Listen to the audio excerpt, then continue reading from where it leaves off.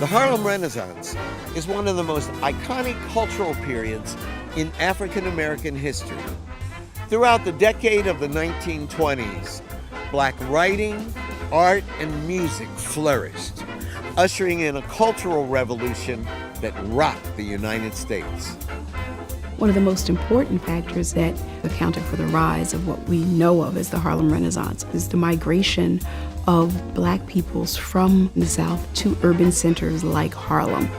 The Jim Crow era began after Reconstruction, and every Southern African American had to think about, what should we do? Should we go or should we stay?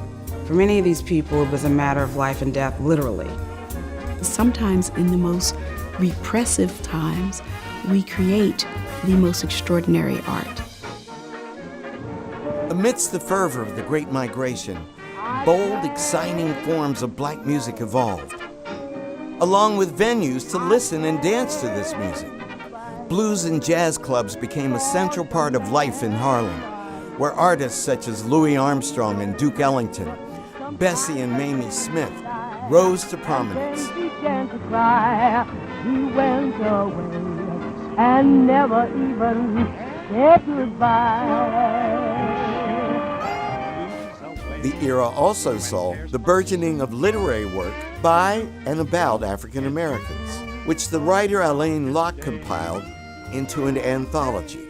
He called it The New Negro, and its name came to define a movement.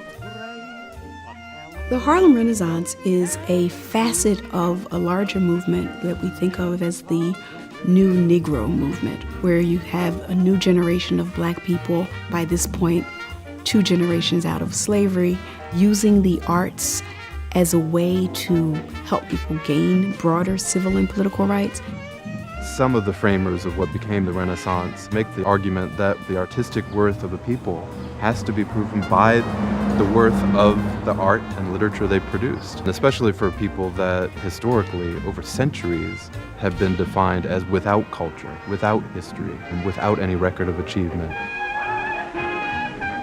The Harlem Renaissance was the flowering of creativity that had been suppressed for centuries. People had this sense that things were opening up, and finally, we can be the people that we imagine ourselves to be.